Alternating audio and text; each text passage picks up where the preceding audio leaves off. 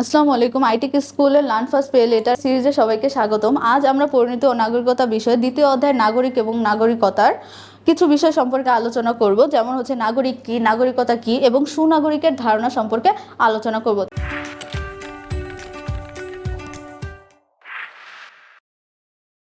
আমরা নাগরিক এবং নাগরিকতা সম্পর্কে পড়ব।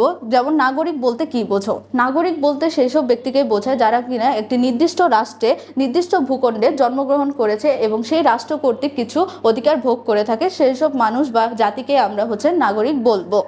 যেমন নাগরিক বলতে সেই ব্যক্তিকে বোঝায় যারা বা যিনি রাষ্ট্রের মধ্যে জন্মগ্রহণ করেছেন বা আইনগতভাবে রাষ্ট্র কর্তৃক সদস্যত্ব অর্জন করেছেন কিংবা রাষ্ট্রের অধীনে নির্দিষ্ট অধিকার বা দায়িত্বের অধিকারী হয়েছেন, সেসব মানুষকে বা জাতিকে আমরা নাগরিক বলবো। অর্থাৎ যে ব্যক্তি কোনো রাষ্ট্রে স্থায়ীভাবে বসবাস করে, রাষ্ট্রের প্রতি আনুগত্য স্বীকার করে, রাষ্ট্রের আইন মান্য করে, অধিকার ভোগ করে এবং রাষ্ট্রের প্রতি কর্তব্য পালন করে, তাকেই আমরা নাগরিক বলবো। এরপর নাগরিকতা, অর্থাৎ নাগরিক যখন হবে তখন সেই ব্যক্তিকে যে মর্যাদাটা দেওয়া হয় সেটাকে আমরা নাগরিকতা বলে থাকি। নাগরিকতা হলো একটি রাষ্ট্রের সঙ্গে একজন ব্যক্তির আইনগত সম্পর্ক, যেখানে বা যেই ফলে ব্যক্তি ওই রাষ্ট্রের অধিকার এবং সেই রাষ্ট্রের জন্য তার কর্তব্য পালন করবে, এখানে বিভিন্ন সুযোগ সুবিধা ও দায়িত্বের অধিকারী হতে হবে, তাকে আমরা নাগরিক বলি। আর এই নাগরিকতার যে মর্যাদাটা সেখানে নাগরিকতা বলা হয়। আর রাষ্ট্রের নাগরিক হিসেবে যে ব্যক্তি মর্যাদা এবং সম্মান পেয়ে থাকে সেটাই হচ্ছে নাগরিকতা। নাগরিক এবং নাগরিকতার পূর্ব ধারণাটা আজ থেকে প্রায় 2500 বছর পূর্ব থেকে উদ্ভূত হয়েছে, যেটা কিনা প্রাচীন গ্রিসে উৎপন্ন হয়েছে। প্রাচীন গ্রিসে তৎকালীন সময়ে নগর কেন্দ্রিক ছোট ছোট রাষ্ট্র ছিল, যেটাকে আমরা নগর রাষ্ট্র বলে থাকি। অর্থাৎ এটা আমরা প্রথম অধ্যায়ে আলোচনা করেছিলাম যে প্রাচীন গ্রিসে ছোট ছোট অঞ্চল ছিল, যেখানে এক একটি কেন্দ্র করে গড়ে উঠত নগর রাষ্ট্র। নগর রাষ্ট্র তাদেরকে বলা হতো এবং সেখানে যে জনগণ ছিল তারা প্রত্যক্ষভাবে সরাসরি রাষ্ট্রীয় কাজে অংশগ্রহণ করত, তাকেই নাগরিক বলা হতো। আর নাগরিকদের ভোটাধিকারের অধিকার ছিল। আর তৎকালীন সময়ে নারী, বিদেশি কিংবা দাস যারা ছিল তাদেরকে ভোটাধিকার বা নাগরিক হিসেবে গণ্য করা হতো না। নাগরিকতা হলো ব্যক্তির পরিচয়। এখন এই যে নাগরিকতা, আমরা বললাম যে নাগরিকতা ব্যক্তির মর্যাদা, অধিকার, সুফল ভোগ করার জন্য। নাগরিকতা অর্জনের পদ্ধতিকে দুই ভাগে ভাগ করা হয়েছে, একটা জন্মসূত্রে এবং আরেকটা অনুমোদন সূত্রে। জন্মসূত্রে নাগরিকতা অর্জনের পদ্ধতি জন্মগ্রহণই ভিত্তি নাগরিকতা অর্জনের, অর্থাৎ জন্মগ্রহণই নাগরিকতা অর্জনের প্রধান মুখ্য বিষয়। এছাড়া জন্মসূত্রে নাগরিকতা অর্জনের নীতি দুইটা, এক জন্মনীতি আর একটা কি জন্মস্থান নীতি। জন্মনীতি কোনটা? যেখানে মা বাবা একটি দেশের নাগরিক কিন্তু শিশুর জন্মস্থান সেখানে কোনো গ্রহণযোগ্য নয়, অর্থাৎ মা বাবা যে দেশের নাগরিক শিশু সেই দেশেরই নাগরিকতা অর্জন করবে, সেটাকে বলে জন্মনীতি। আর জন্মস্থান নীতি মা বাবা যে কোনো দেশের নাগরিক হতে পারে কিন্তু শিশু যে দেশে জন্মগ্রহণ করবে সেটাই হবে শিশুর জন্মস্থান নীতি। যেমন জন্মনীতির ক্ষেত্রে আমরা উদাহরণ হিসেবে দেখি, মা বাবা বাংলাদেশের নাগরিক কিন্তু শিশু জন্ম হয়েছে মার্কিন যুক্তরাষ্ট্রে, সেক্ষেত্রে শিশু মার্কিন যুক্তরাষ্ট্রের নাগরিক হতে পারবে না, সে বাংলাদেশের নাগরিকতাই অর্জন করবে। আর জন্মস্থান নীতিতে মা বাবা যে দেশেরই নাগরিক হোক না কেন, শিশু যে দেশে জন্মগ্রহণ করবে সেটাই হবে শিশুর জন্মস্থান নীতি। আর জন্মনীতির অনুসরণ বাংলাদেশের মধ্যে রয়েছে, আর জন্মস্থান নীতির অনুসরণ আমেরিকা, কানাডা এবং বিভিন্ন দেশের মধ্যে পরিলক্ষিত আছে। এখন অনুমোদন সূত্রে নাগরিকতা অর্জন, অর্থাৎ কোনো ব্যক্তি কোনো দেশে জন্মগ্রহণ করেনি, জন্মস্থান নীতিও প্রয়োগ করেনি, জন্মসূত্রেও হয়নি, সে অনুমোদন সূত্রে নাগরিকতা অর্জন করতে পারবে। এজন্য বিভিন্ন ধরনের পদক্ষেপ আছে যেগুলো আমরা এখন পড়ব। যেমন কোনো ব্যক্তি এক রাষ্ট্রের নাগরিক, তার কিছু শর্ত পালন করতে হবে, তাহলে সে অন্য রাষ্ট্রের জন্য নাগরিকতা অর্জন করতে পারবে, তখন তাকে আমরা অনুমোদন সূত্রে নাগরিক বলবো।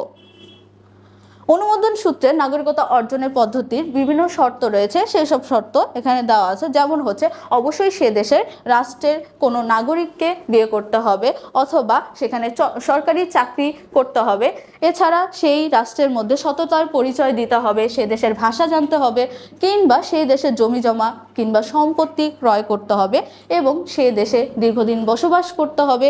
এছাড়া সেনাবাহিনীতে যোগদান করতে হবে। এই শর্তগুলো পূরণ করলে সেখানে অনুমোদন সূত্রে সে নাগরিকতা অর্জন করতে পারবে।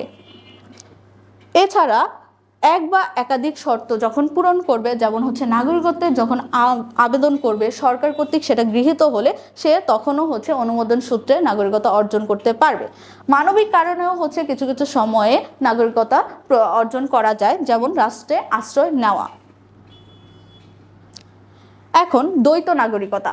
দ্বৈত মানে হচ্ছে দুই, অর্থাৎ কোনো ব্যক্তি যখন দুইটা দেশের একত্রে নাগরিকতা অর্জন করবে তাকে আমরা দ্বৈত নাগরিকতা বলে থাকবো।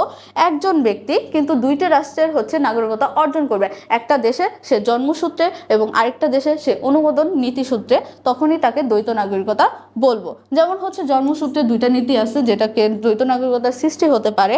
যেমন বাংলাদেশের জন্মনীতি আছে, কিন্তু মার্কিন যুক্তরাষ্ট্রের জন্মনীতি এবং জন্মস্থান নীতি দুইটাই আছে।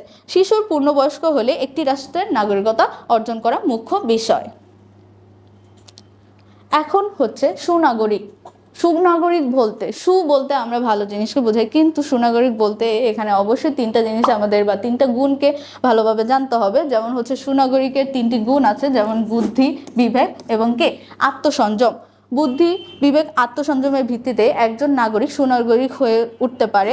এখন সুনাগরিক হতে হলে অবশ্যই সেখানে সমস্যার সমাধান থাকতে হবে এবং তাকে অবশ্যই বিবেকবান হতে হবে, ন্যায় অন্যায় এগুলো বুঝতে হবে, অসৎ কাজ থেকে তাকে বিরত থাকতে হবে, আত্মসংযমী হতে হবে, নিজেকে সব কোনটা ভালো কোনটা মন্দ সেই বিচার বিবেচনা করতে হবে।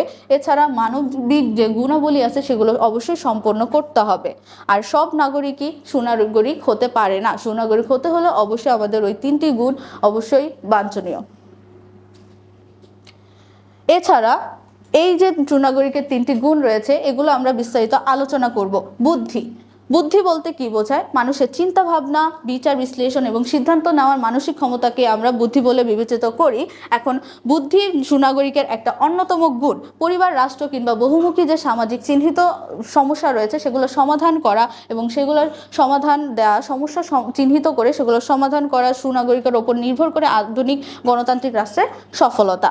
অর্থাৎ সুনাগরিকের ওপরই নির্ভর করে আধুনিক গণতান্ত্রিক রাষ্ট্র, অর্থাৎ জনগণের যে শাসন ব্যবস্থা সেটার সফলতা নিশ্চিত করে। যেমন সুনাগরিক হচ্ছে একটি দেশের শ্রেষ্ঠ সম্পদ হিসেবে বিবেচিত।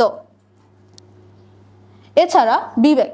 বিবেক হচ্ছে নাগরিকের একটি গুরুত্বপূর্ণ গুণ, কেননা নাগরিক হতে হলে অবশ্যই হচ্ছে বিবেক সম্পন্ন থাকতে হবে। কোনটা ন্যায় কোনটা অন্যায়, কোনটা ভালো কোনটা মন্দ সেটা অবশ্যই জানতে হবে একজন নাগরিক হিসেবে। এখন বিবেকবান নাগরিক সে কিনা রাষ্ট্রের অধিকার ভোগ করে এবং রাষ্ট্রের প্রতি কর্তব্য পালন করে, সেই হচ্ছে বিবেকবান। তারপর হচ্ছে আত্মসংযম। আত্মসংযম বলতে নিজের ইচ্ছা, নিজের আবেগ, নিজের আচরণকে নিয়ন্ত্রণ রাখার যে ক্ষমতা সেটাকে বোঝায়। যেমন হচ্ছে লোভ, লালসা, উদ্দেশ্য, সততা। কখনো কোনো ব্যক্তি যদি লোভ, এমন একটা সেক্টরে সে কাজ করছে যেখানে কিনা সে দেখছে হচ্ছে লোভ লালসা আছে, নিজেকে যখন সে সচেতন করবে তখনই সেটা আত্মসংযম বলে বিবেচিত। যেমন হচ্ছে লোভ লালসা তার কাছে সততার চেয়ে নিম্নে থাকবে, সততা তার থেকে ঊর্ধ্বে থাকবে এবং নিষ্ঠার সাথে সে সব জায়গায় দায়িত্ব পালন করবে।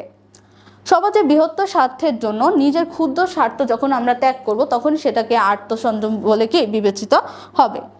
আজকের ক্লাসটি এখানেই শেষ। আশা করি ভিডিওটি ভালো লেগেছে। এই অধ্যায়ের পরবর্তী টপিকগুলো নিয়ে নেক্সট ভিডিওতে আমরা আলোচনা করব।